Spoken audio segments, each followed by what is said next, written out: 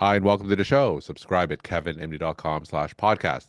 Today, we welcome back Alen Voskanian. He is a palliative care physician and author. Today's Kevin MD article is an excerpt from his book. It's titled Discover the Secrets to Regaining Joy in Medicine. And his book is titled Reclaiming the Joy in Medicine, Finding Purpose, Fulfillment, and Happiness in Today's Medical Industry. Alan, welcome back to the show. Thank you so much for having me back. All right, so let's jump straight into the excerpt that you shared on Kevin MD. For those who didn't get a chance to read it, tell us what this one's about. So, a couple of years ago, I wrote a book about my experience with burnout and how I found my way back to loving healthcare and medicine. The excerpt is from the last chapter, which has some high-level advice to other clinicians who experience burnout.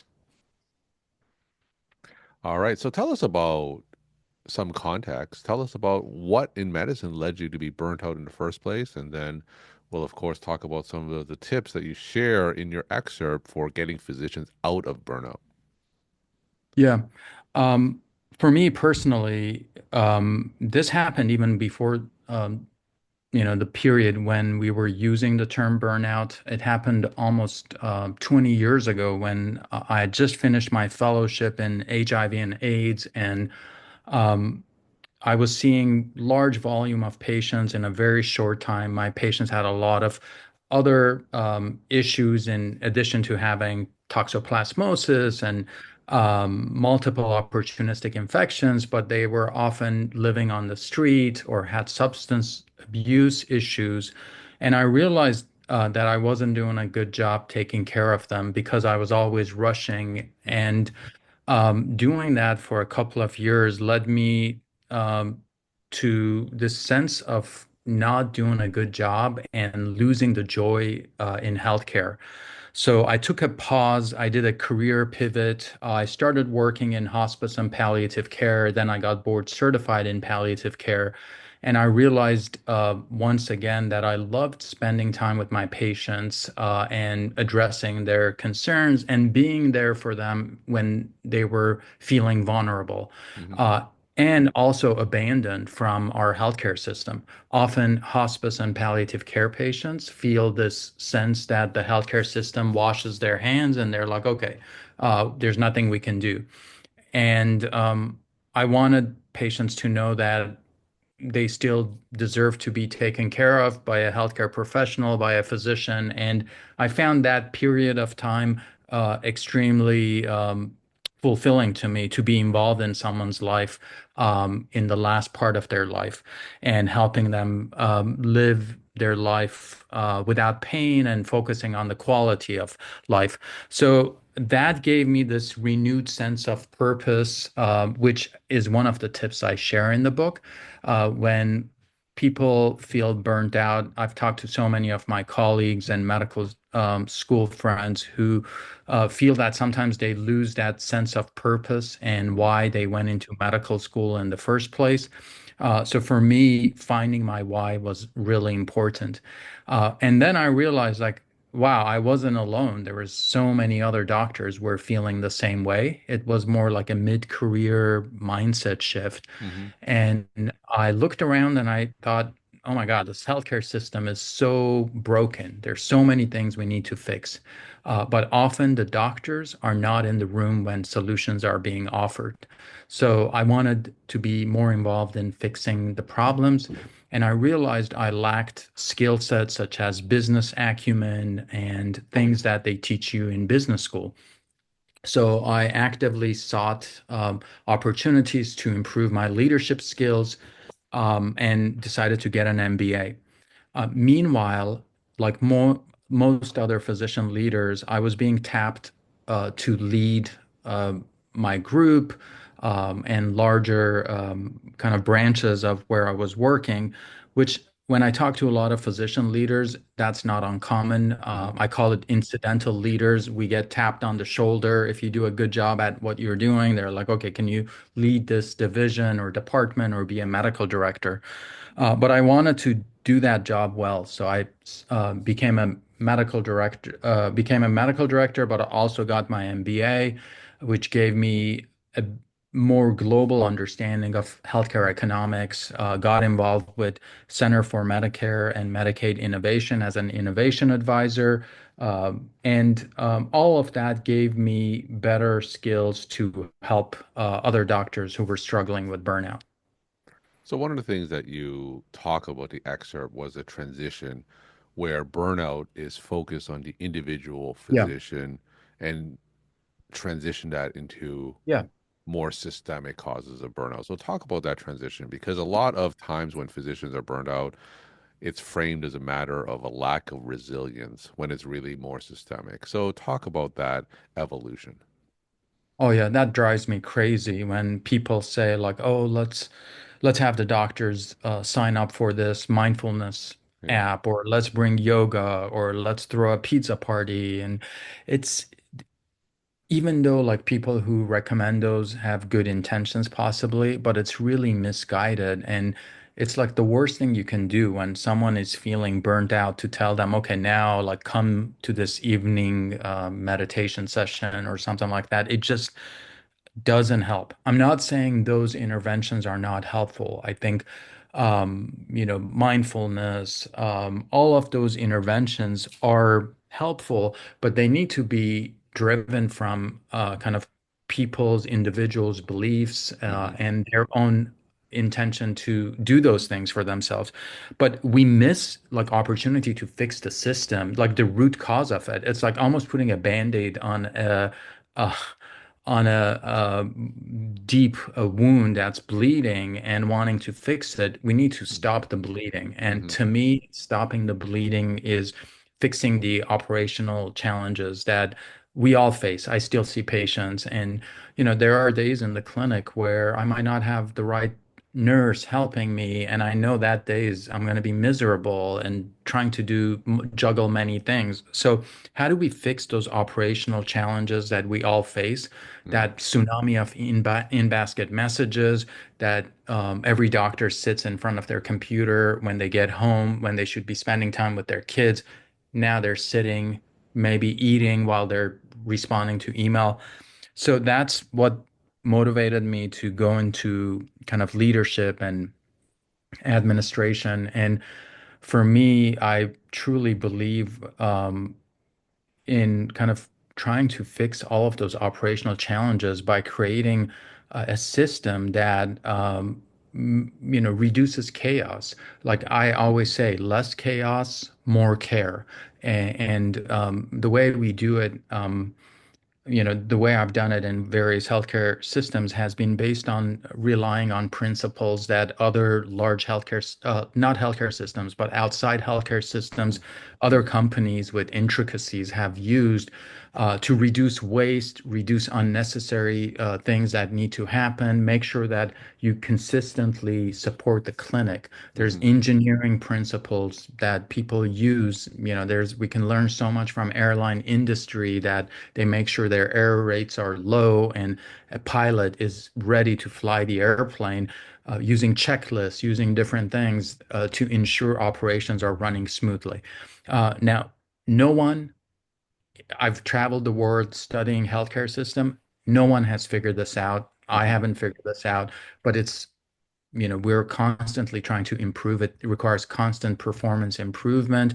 And I'm very optimistic that things are improving with actually, AI is bringing a little bit of hope in reducing some of these redundant tasks that physicians are doing. I think there's so much opportunity in ambient listening for Hmm. scribing to avoid time in kind of doctors typing. So I'm very hopeful, but that's the reason why I went into administration.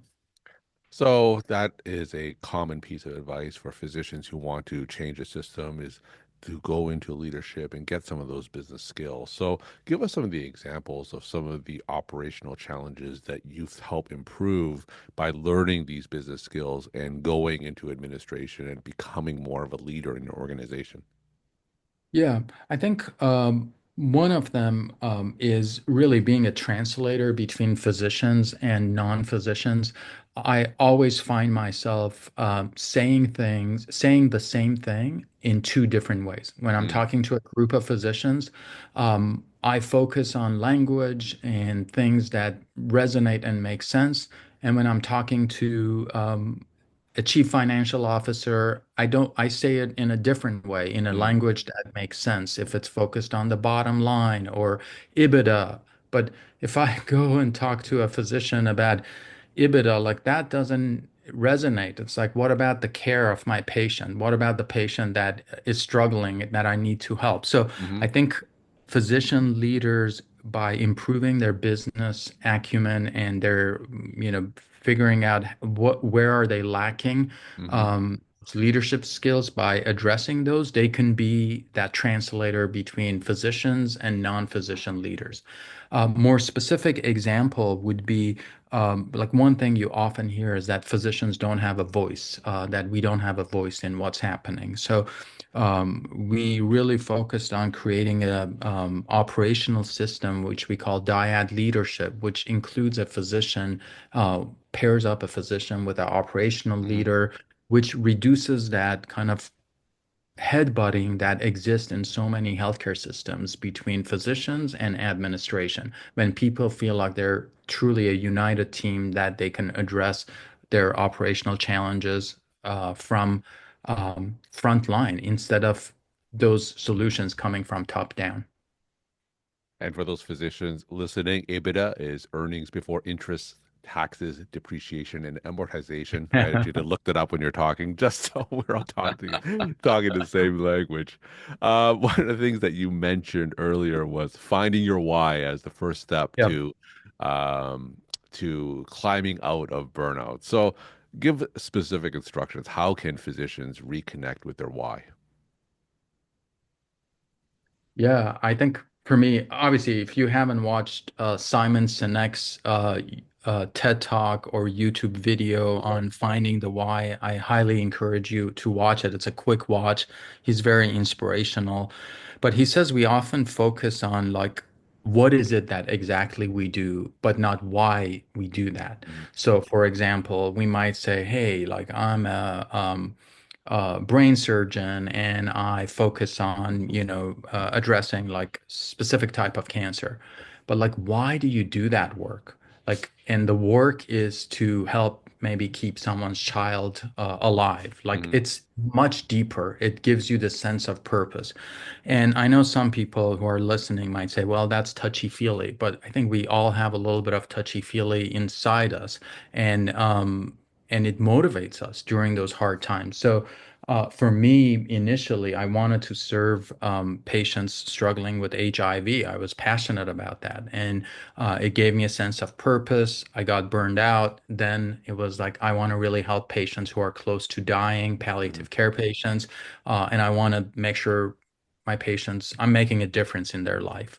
And that made me that was my compass. Like hmm it when tough things were happening, when I wasn't sure, like a family would say, like, I really want my mom to take this one last round of chemo, and I knew the chemo might not be as effective, but I knew it was going to be helpful for their daughter who had to live the rest of their life feeling that they never gave that chemo to their mom, and having an open, frank discussion, knowing like, okay, what is the right thing here for this family?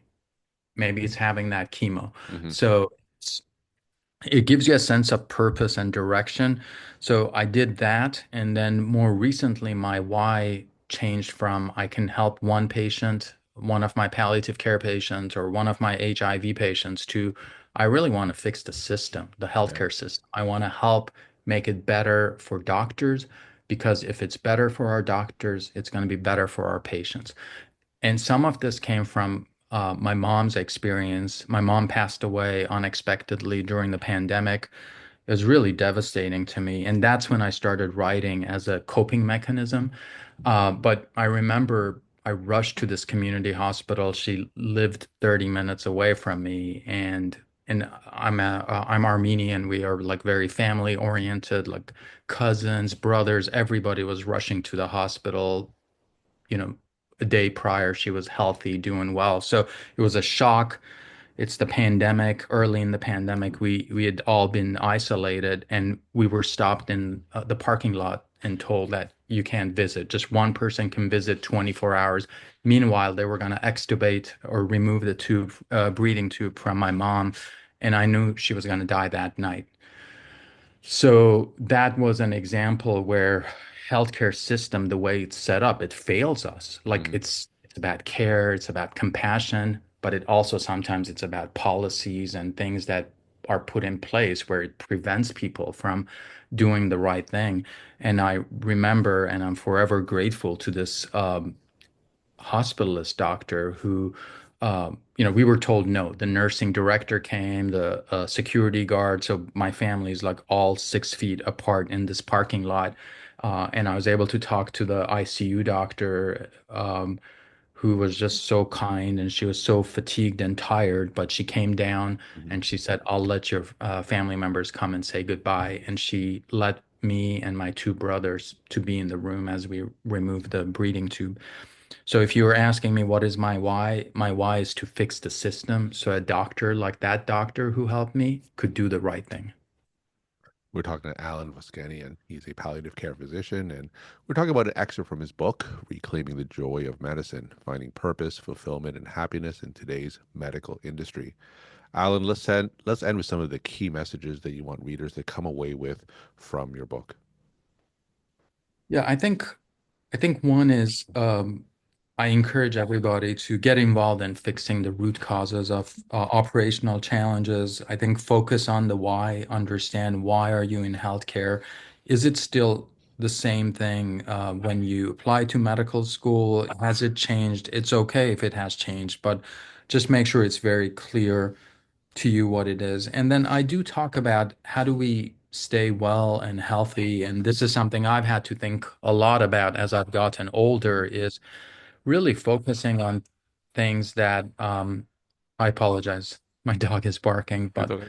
um, things that keep me healthy. And those are really very basic, like making sure I exercise every day, making sure I'm eating healthy, making sure I'm getting enough sleep, making sure for me, mindfulness is a big part of my life. And I do that in small increments. Like when I'm in clinic seeing patients, every time I put my door on the door handle, I just take a deep breath, like, and just let go of everything that's like on my mind, the last patient, just everything. I'm like, just focus on this next Mhm. patient behind this door, be the best doctor you can be.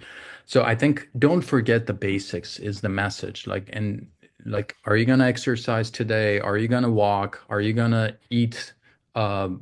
We often ignore our food, don't eat while or like grab something while we're in between patients. So I think I guess focusing on the basics because we can't do it all and we need to take care of ourselves. So that's the big takeaway. Alan, thank you so much for sharing your perspective and insight, and thanks again for coming back on the show. Yeah. Thank you so much for having me, Kevin.